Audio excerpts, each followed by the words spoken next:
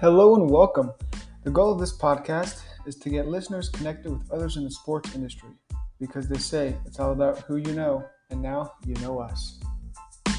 All right, hello and welcome everybody. This is your host, 𝗏𝗏𝗀𝗃, and you're listening to the Constant Sports Podcast. Today we have Chris Croft joining us. Thanks for joining us today, Chris. Thanks, Connor. Appreciate you having me on today.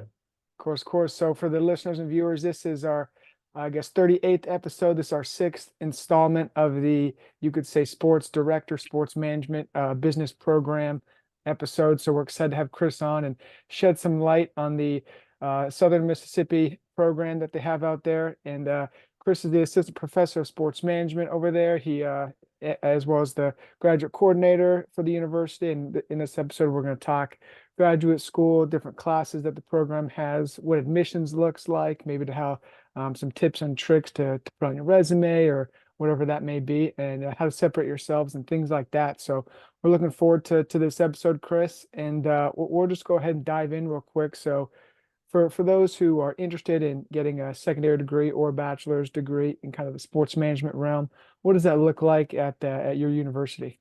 Yeah, no, thanks for asking. And again, appreciate you having me on today. So actually, I'm a graduate of our program. So a kind of unique status. I was able to go through our undergrad and grad program, obviously dating myself a little bit, but I had a long history of our program here since the 80s and 90s. Was formerly sport administration. We're in the College of Health. So we kind of had a sport administration route for people going into athletic administration. We had a coaching education route for people going into coaching as well. So obviously a master's program at that time was human performance, kind of built in and geared more toward the administration. In 2015, we made the move over to the College of Business and Economic Development on our campus, which was huge for our sport management program to be housed in the College of Business. We're actually in the School of Marketing, and so we continue to evolve a little bit. So now all of our classes are sport management, SCM, and really focus on that sport business core of how we're preparing people to get jobs in the industry, athletic director, our sport business concept. So it's been a fun ride for us, and obviously have the undergraduate program as well as the graduate face-to-face and online programs. Well, and so it sounds like it's evolved over time. And what are maybe some of the reasons why it's maybe more of a sports, I guess, business centric? Is that kind of where you think the industry a lot more jobs are? Do you think that's kind of heavily focused? What do you think that's a heavily focused area, the sports business side of it? Yeah, no, that's a great area. Sport management kind of gets put in different places, from college education to College of Health to sometimes College of Business. I think business is a great place, and we're glad to be here. And so many concepts, obviously things you think about when you go to the game as a fan, take away the coaches and players on the field, think of everything else going on, from the marketing to the communications, the facilities, the sports security, the sponsorship, all those things really entail the sport business concept. And so as we tell our students, you're going to get to use your business skills each day, but in a sports setting where it's all different, there's no 2 days in a row. So we think it's a very attractive field to go into, lots of jobs. Obviously, we see the continued expansion of professional sport organizations, new leagues coming in, and college athletics. Although it's crazy, it's not going anywhere. So lots of opportunities. Yep. No, and we'll touch on that a little bit regarding the job sector and whatnot here in a little bit. But staying on the program for a second, maybe as you've mentioned, it's evolved and kind of grown into what it is now. What's your favorite aspect of the program, or something that you believe your program has that maybe some others don't to your level? Yeah, well, obviously, lots of programs have a lot of great things. It's important to do the content and the knowledge and expand the information. But I think one thing we really pride ourselves here on Southern Miss Sport Management is we spend a lot of focus and aim at experiential learning and doing all the collaboration with sport industry on the project. So we like to tie projects into class. A lot of times they're group projects where we're working on information. We're getting to bring in a sport business leader to have some interaction and speak to our students. We've been fortunate where they give us some different tasks, where we're able to come up with some different ideas and marketing facilities, hand those projects over to them. Obviously, we use that for our class grade and everything, but we've had them look at that and even incorporate some of those ideas and things that they're doing. So I think that's been very beneficial to us. Obviously, work with Southern Miss Athletics on our campus all the time. We've been fortunate with our close proximity. We're about an hour and a half from New Orleans. So we've worked with the New Orleans Saints. We constantly work with the New Orleans Pelicans.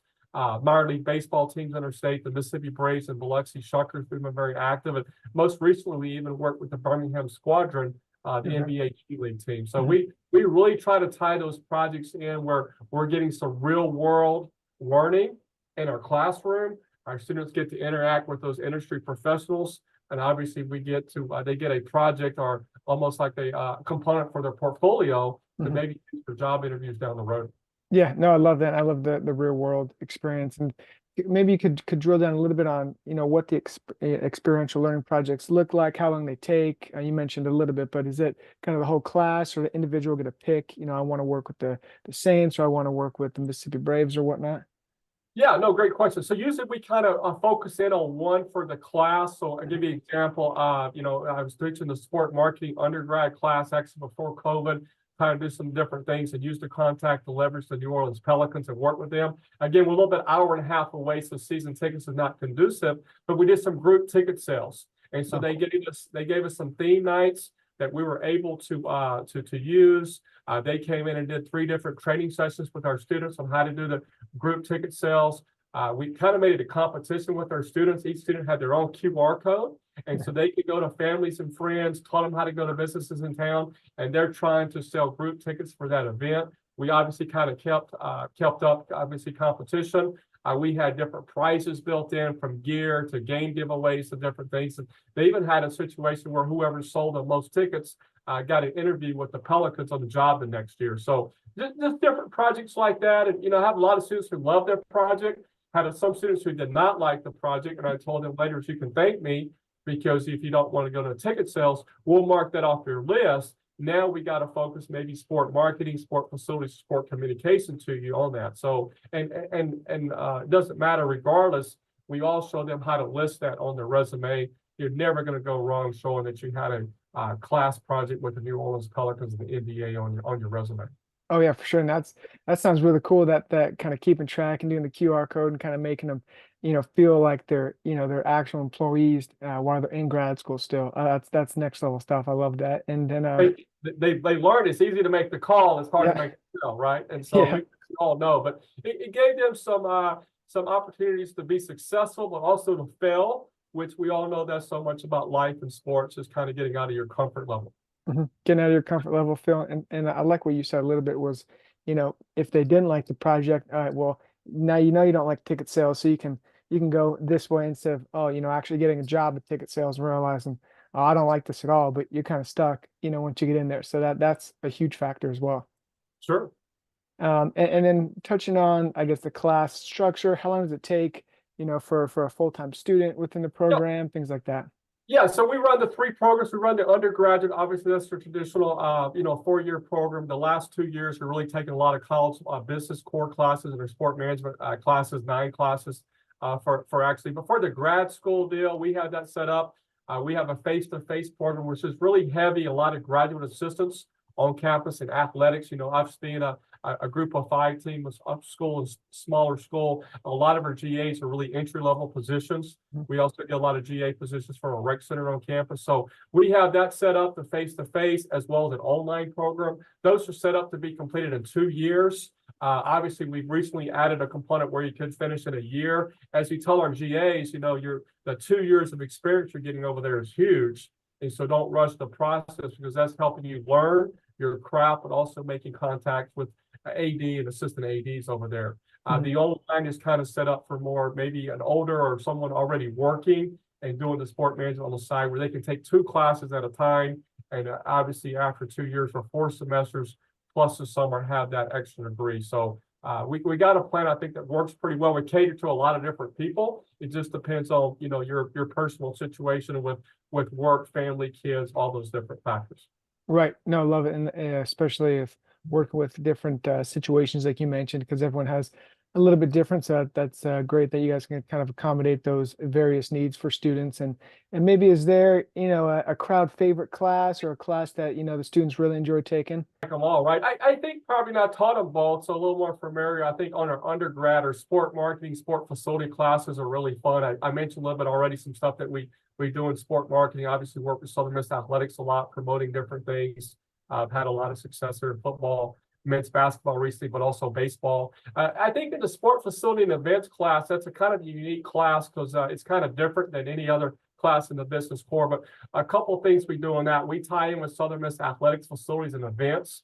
And we basically on home football weeks on Friday, we basically make it a work day. So we're over there in the morning, shorts and t-shirts. Obviously, it's pretty hot here. And we're helping set up the facility for the Friday home game. So our students are getting to learn about the flow of the crowd, ingress, egress, different things that are be going on, checking the field, checking the bleachers, make sure things are safe. Sometimes custodial and maintenance come in and do work things during the week where unfortunately sometimes they leave some things. So they get a kind of a hands-on experience seeing what all goes into getting a facility ready to host 25, 30,000 people for the game.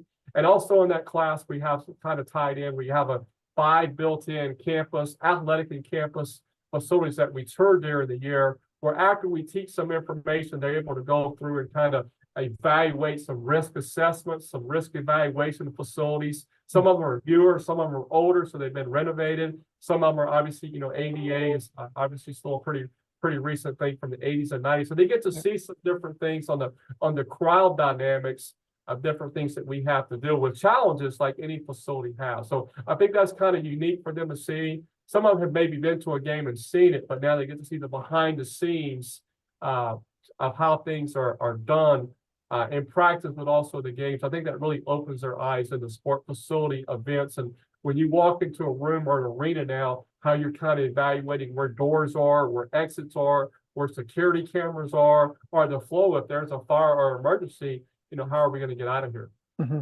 No, I think regarding the sports industry, that's one of the sectors that people don't, off the top of their head, they're not really thinking about, how that all works and, the flow of traffic this way and concessions are over here and things like that. And then kind of when you get a behind the scenes look at it, it opens your eyes. Now that every time you go to a game, like you're saying, you're looking at everything, the marquee over here, this over there. So I think it's very eye opening. I did a little project like that in grad school as well. And it, I never really thought about all the ins and outs and, the things that go into a venue, with a football game, basketball game, whatnot. And obviously just most recently with COVID, it seems like a long time away, but how things changed. We had to control crowds, we had the masks, we had the sanitation stations. Obviously you kind of went to 𝗦𝗽liche now, everything's on apps and scanning. Now, obviously a lot of concessions are getting rid of cash. Mm-hmm. Obviously we added selling alcohol here. That's a whole other component for training. And then just being ready, obviously with our weather here, we're in a hurricane and tornado alley, thunderstorms, lightning, and obviously drones. So, the other thing you have to be ready for now is the drones, because that's a new thing that's kind of come to it as well. And mm-hmm. if you have to evacuate that facility, you got to have a plan and have it in place to very carefully get people out. Or you're going to have as many people hurt getting out as you are with the situation that made them get out quickly. Mm-hmm. Yeah, no, definitely something to keep in mind. And then transitioning a little bit to kind of the professors, and obviously you teach at the program in different classes, but maybe give the listeners and viewers who are interested in the program some background on different professors, kind of their background, what they teach, things like that. Yeah, so we have 5 total professors in our program. So Dr. 𝗦𝗪cy Hall is with us. She's former chair and director. She's actually also now the director of the National Center for Spectator Sports Safety and Security. So okay. NCS4, we call it briefly. That's on our campus. It's the only sports security center in the nation, actually. And we have some sports security classes tied into our graduate program for MBA, as well as sport management, or if you want to do a standalone sports security. So wealth of knowledge there. Dr. Brandon Allen is also with us. He's recently transitioned kind of in a dual role where he's working with NCS4 and us. He's got over 10 years of experience being here, was a former program director, taught a bunch of different classes. Another colleague, Dr. Allie Fridley, tenured professor here. She teaches our intro to sport introduction class, which is a huge class to kind of show everybody all the different jobs. I like to say, this shows you the buffet. This shows you all the different fun jobs and stuff that they have. She also leads up our research methods class, which we try to tie a lot of components into that in undergrad and grad research. Also, she does a lot of stuff in student athlete development in her research that ties that into classes. And last but not least, Dr. Sabrina Reed is also on board. A lot of experience, over 10 years experience. She teaches a lot of classes from us, leads our ticket sales class, our sport communication, does some stuff also in sport leadership and sport finance and myself. So have the 5 faculty. Sometimes we use some adjuncts as needed. Again, covering the three classes, the undergrad and the 2 grad. And I mentioned the sports security tie-in that we have with our MBA. We have an MBA sport management dual degree that we just started and deal. So we got a lot of different avenues covered. So I think students are able to, if they come here, whether it's just undergrad or go through the grad or the grad, they get a unique perspective because we all have some different backgrounds. Dr. Allen has been in college athletics as well as myself has. Dr. 𝗦𝗨cy Hall, former soccer player, international component. So I think we bring a lot of perspectives where you get a diverse faculty, where you get to see a lot of different perspectives. We have our own strengths as well, but we all try to bring those things in the classroom. And again, we really preach experiential learning in our classes, Connor. And I think our students get a healthy dose of working with, just in a semester, they're getting 3 or 4 experiential learning projects exposed to, but also on their resume. Yeah, no, that's huge, especially for the resume there. And touched on the students a little bit here is regarding, I guess, the master's program and things. Are there certain, criteria? I'm sure everyone's background and things play a different role with experience and different things of that nature. But, maybe for the listeners and viewers interested in the program, maybe give them a little inside scoop on something that the admissions team or that yourself look in a potential student candidate. Yeah, no, for sure. So obviously grades, usually a 3.0 GPA in the last 60 hours is going to lean toward a regular admit. But we really look at the other experience that you have. And whether you're undergrad and doing different things we got some athletic internship opportunities on campus. If you're working, doing some stuff on the side, working with the high school baseball team or some minor league baseball, we really look at that experience, especially in the grad as well. Again, we've got a lot of GAs here, but even industry folks, we just feel like, obviously, we got to teach you some content and knowledge. We know we have to learn in the academic component, but I think it's so important if you've been exposed to some sport opportunities and you have it on your resume, that shows that you've been able to multitask. You've been able to do different things. You're going to have work with different people. You're going to be in charge working with different groups from genders, races, and cultures, because that's what sports is all about. When you have an arena or stadium or event, you're dealing with the venue, but you're dealing with a lot of people with a lot of things not in common, except they were coming to this game. Yeah. And so I think it's very important for you to be able to communicate, obviously get things done and do your job. And so we really look at that real world work experience. We think is an added advantage for you coming in. It's attractive to us. And then we're going to add a lot of different layers, I like to say Legos, to that when you're here as well. Yeah, wonderful. And I guess before they're getting into the program, when kind of is the application window? Is it rolling admissions? What does that look like for the program? Yeah, so for our program, we're very flexible. So we allow our students to come in and start anytime, including summer, fall, and spring. And not everyone does that. A lot of people have their traditional maybe fall. So I think we're very flexible on that. We kind of cater to you. We have our program set up, and depending on when you're coming in, we can kind of plug things in. Come in the summer, we can start hitting some electives, or obviously we do a lot of sports security classes then. And then we have our core classes set up to run in the fall or spring, depending on when you're starting. Again, as I mentioned, face-to-face and online, we have both components. We have had a couple of students who wanted to be here on campus, but kind of do a dual of both classes. So we kind of made that work where they're taking some face-to-face and online. So we're very flexible. Like I said, we kind of have a buffet option for you here. When you come in and tell us what you want, how quick you're trying to get in or hopefully get it finished, as well as what mode we can work with you to help fit your needs. Yeah, no, I love it. And I feel like that kind of alludes to the evolution of your program, kind of as we started at the beginning, is where you guys started. Now you're moving kind of each step of the way, and just shows the flexibility of the program. And is there, I guess, what does the future look like for the program? Do you have some maybe classes you're thinking about adding or different things like that? Yeah, our future is really bright. We're just south of 200 students in all of our programs. We're obviously trying to continue to grow. Obviously, some trends in higher ed right now that everyone's dealing with, but our program is very, very healthy. Our face-to-face program in the grad school has been mapped out. Again, we have so many graduate assistants in athletics and our rec center and campus that are on that. Our online program continues to grow. We keep kind of expanding. We have students all over the nation, and really put a lot of pressure on our graduates when they get through the program and leave.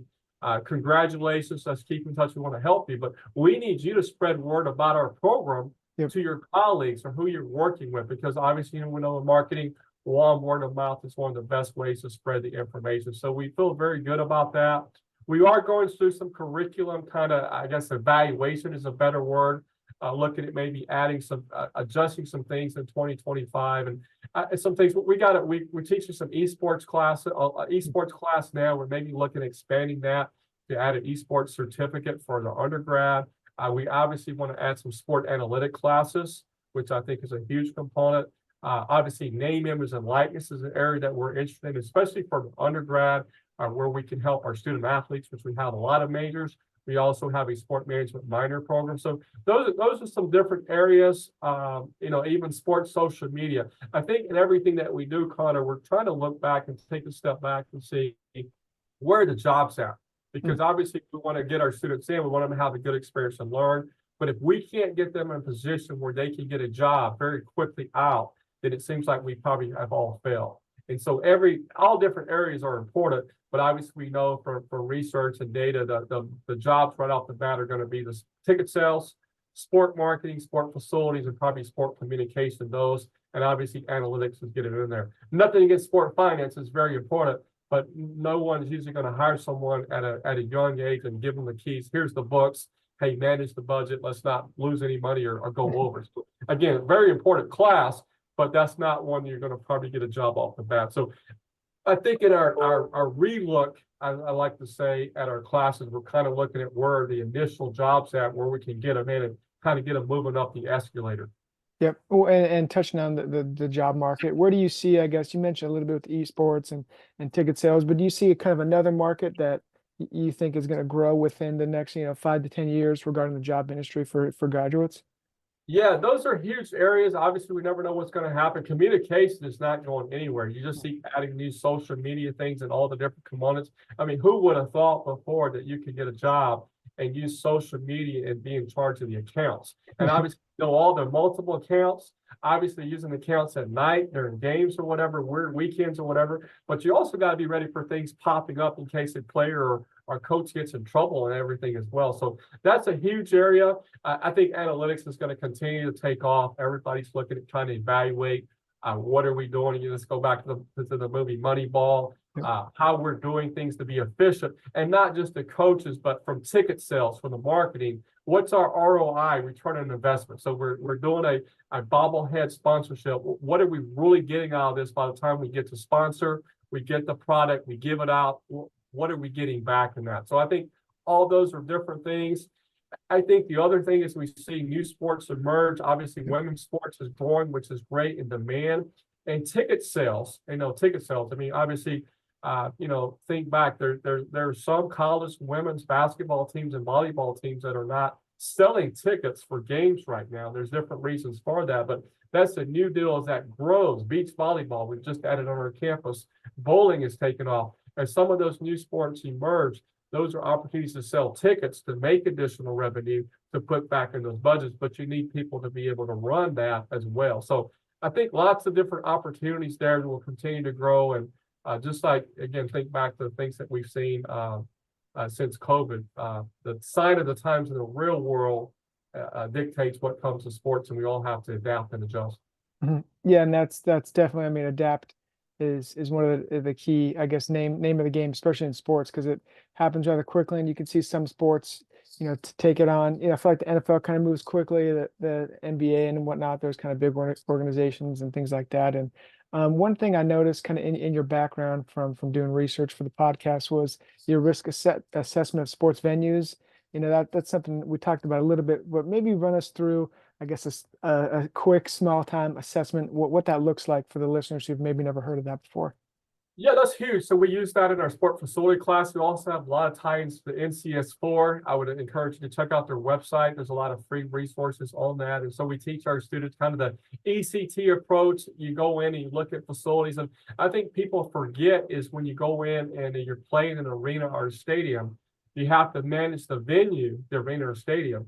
You also have to manage the people that are going to be there as well. And so depending on what's going on, whether that's a concert, whether that's a men's basketball game, whether that's some kind of other concert going on, that's going to change the dynamics. I mean, we've seen the pro facilities, they have men's basketball one night, next night they have wrestling coming in. Those are different crowds, those are different venues. So you have to be ready for all that. You add in different things, obviously, with venues selling alcohol now. Obviously, we know how popular college football and tailgating is during the fall. but people drinking and partying and stuff before the game. But now you're buying the actual alcohol in the venue, so you have to be ready for that.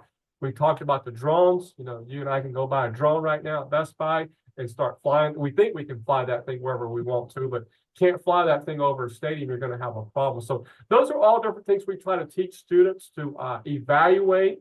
Again, you got to be familiar with the facility, make sure you have the safety protocols in safe.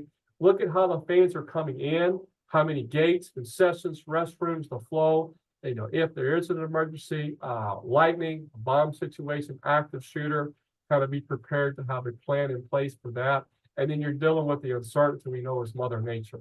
So think back to the fall when games started, it's 100 degrees, and obviously people are allowing people to bring a water bottle in so they can get free water refills, so they're not having to buy the, you know, $8 waters. And then think about the games later in the year. Unfortunately, the Chiefs situation in the game, the drastic cold weather, so many people hurt their bodies because they're out there in the freezing temperatures. So those are all things that facility managers and venues have to look at, try to have plans in place.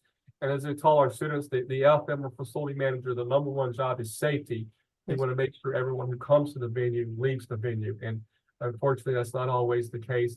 If we saw last, you know, some different situations last year, just in the NFL, from fightings or shootings or different things going on. You have to be really careful. I don't want anyone getting hurt, obviously loss of life, but the negative aspect of that, the bad media attention and the different things where now people, if they don't think they're safe, they may not go to that venue later. You're losing money. Well, and is there I guess, a scorecard or for venues like that, and you can go in and be like, okay, we assessed the venue, and that's like a C-, and like you can't have events here until that's fixed, or is that like a concept? Yeah, you know, that's a great question. It's not really a national deal that does that. Obviously, the pro facilities kind of get evaluated, some different things there too. The challenge on that is obviously, you know, let's say baseball, they're going to have 81 home games. So if you go to a couple games and do it, you can give them an evaluation. You think that's going to kind of be consistent, but then it could be one game where just it all goes bonkers and crazy, right? And so, but it's very important for those facilities to keep their ratings up. And that's also cleanliness, making sure things are in order and working correctly, but making sure that venue is safe, as well as the surrounding areas. There's been a lot of faculty do some research on surrounding areas. You think about when you have a game going on and so many things going on, now you have parked cars. Well, those are a target for people breaking into cars and stealing things. And so it's very important that you have a safe component, because we all know it doesn't matter anywhere in America. People want to be safe and feel like they're going to a safe place, especially when you're going to enjoy a sport venue. Crazy times with game time, sometimes late at night in darkness, and then, as I mentioned before, throwing in the weather and different elements of that nature as well. Yeah, no, definitely all things to consider, and maybe things that sports, I guess, fans or those in sports don't think of very often, right? They just think, okay, I'm going to go to a game and leave, but then there's a whole, you know, people behind the scenes that have to take into consideration of things that, you know, are at the venue, and, you know, 80,000 people, right? They got to control that many people, and I think that's something to keep an eye on for those getting into the industry, you know, for careers. No doubt, crazy. Just, you know, another quick example: Iowa women's basketball, Caitlin Clark, the great story, the great crowd she's had. But now they've been selling out the arenas. Yeah. The arenas usually open 2 hours before the game. People want to get there and watch women. So now the arena is backed up 6 to 8 hours before the game with people in line. So now you have those people standing out in line. Are there restrooms for them to use out there? Are they staying hydrated? Obviously, some older people there as well. A long time to be standing in a stationary place, throwing in the weather. So many different dynamics of when you have a sporting venue. People forget it's not just the start and the end time. Yeah. It's the build up to get there, and it's the build up sometimes after the game. Obviously, you've seen the different things in basketball, the court storming deal, which is a major issue that's going to have to be dealt with. As well. So all those different dynamics, those all fall back on the facility manager to make sure they're keeping the coaches, the players, and the fans safe. Yeah, all very important. And the court storming kind of reminded me of the NCAA, and you obviously have a big background with college athletics, administration, things like that, coaching and whatnot. So I was just curious, kind of a sidebar question. What are your thoughts on the NCAA, college athletics? You know, where do you think that's kind of shake out to be in the next 5-10 years or so? It's crazy, right? It's a runaway train, to say the least. But I think it's a reminder for all of us. that you have to adapt and adjust, and things have changed. Obviously, the NCAA has been huge. Obviously, great mission. It kind of brought a lot of things together. Has been so great for college athletics and schools and coaches and athletes through the course. Obviously, things have changed. Lots of things have changed. Throwing in social media, throwing in emerging sports, throwing in a huge amount of money that's been spent for coaches and the teams. Now you throw in the transfer portal and name, image, and likeness. And so now you kind of have lightning in the bottle right now. Nobody knows what's going to happen tomorrow. Just look at the recent conference expansion, which obviously driven by football, but crazy that you're going to have some teams traveling across the country to play in a conference game, the student athlete, the travel, the well-being, the money. And I always think back to now you have parents who may not get to go see some road games because those are flights instead of a driving deal. I was actually at University of Nebraska when there was a transition from the Big 12 to Big 10, and obviously changed a lot of different dynamics, but where fans can go to games, it changes your rivalries and so many different concepts. So I don't think anybody knows where it's going to go, Connor, but I think it's evident there's going to be a breakup. Obviously, as we shift to kind of maybe more NFL model with a football that's obviously driving everything. Ironic, we had 5 teams last year for 4 spots. The 12-team playoff was going to happen, but ironic it's done, and they're already talking about 14 teams. So there's some more divides that are coming. Obviously, you hate to see it. I worked at Washington State, so really hated to see the Pac-12 great conference kind of dissolve, and now obviously a lot of things going on in the ACC as well. So I don't think anybody knows where it's going to be. I think the most important thing is for people to understand, and everybody's trying to make their own decision. This is about the student athletes. Yeah. And so without the student athletes, we don't need the coaches, we don't need the venues, we don't have the March Madness, a fun time going in. And sometimes we know that decisions aren't always made in their best interest. It's about money. And so I think that's what I think people have to take a step back. And obviously, student athletes deserve some compensation and stuff from the NIL, but with the NCAA's lack of having a plan, the states forced the issue is all over the place with different things. And now throwing the transfer portal, it's become an issue now where people are just throwing money at players and recruiting. It wasn't meant to be like that. And my concern back to the student athletes is now some of them may not get a degree because they could bounce. They could bounce with the double transfers that, they're not following the road. You could go to 4 schools in 4 years, have a lot of fun, make a lot of money. You're not going to have enough hours to get your degree to have something to fall back on if the pros doesn't work out. Even if it does, it's going to end eventually. And I think that's where everybody has to come back and let's look at what we're being fair and beneficial to student athletes, not just right now, but where we're giving them some learning experience where they can be successful in the game of life. Yeah, no, I think all great points. And yeah, I agree 100%. I think it goes back to the athlete, especially as you mentioned, we got teams on the West Coast going to be playing, teams in New Jersey and things like that. And that's just, especially with baseball, softball, like you're playing 3-4 games in a weekend. That just doesn't seem too conducive for the overall, well-being for the athletes going forward. So I'm sure they'll figure it out. But I mean, just thinking if you're going next year, correct me here, California is going to be going to California, Boston College to play an ACC softball game. You leave the day before. I don't know if you can leave the day before now because obviously you're losing the travel in 3 hours. What if you have some flight troubles? You want to be in the time. So you leave 2 days ahead of time. Think of the different things. And UCLA and USC going to the Big Ten now, so they're playing a game out of Penn State. Well, when is that football truck? When's the equipment truck leaving? The equipment truck's leaving Tuesday or Wednesday with all their pads or whatever. And so are they not practicing after Tuesday in pads? And even think about the next week. What if their next game is at Nebraska and Lincoln? The truck's not coming back to LA. So what are we going to do for practice the next week? I mean, there's so many different dynamics that are popping up that, the people make quick decisions, and obviously every AD is trying to promote their own school and jump on the biggest conference with the most money. But again, as we saw that, somebody's going to lose. Yeah. And again, I was in the Big 12 and the Big 10. The Big 10 is a premier basketball conference. And now you're going to add UCLA, USC, Oregon, and Washington. Those are 4 pretty proud programs as well in men's basketball. We're going to play more games, whatever. Somebody's going to lose. So somebody's not going to have the record to get in the postseason. And we all know that if you don't get in the postseason this year, you better be getting in next year, or your fan base is going to call for a coaching change. Yeah. And just this past year, we had the college football playoff and unfortunate deal with Florida State. It showed the expansion of the 12 teams. Well, LSU and Oklahoma would not have got in. We know those are two very proud football programs that have won national championships. If you don't get in this year, there's tremendous pressure to get in next year, or kind of we're going to find a new coach for the next year. No, for sure. I think the pressure of winning will just escalate. Yeah, that's a concept I haven't thought of too much, but yeah, I agree. I mean, now that you mention it, especially because if more teams getting in and your blue blood team's not getting in, I mean, your hot seat just got a lot hotter, a lot quicker.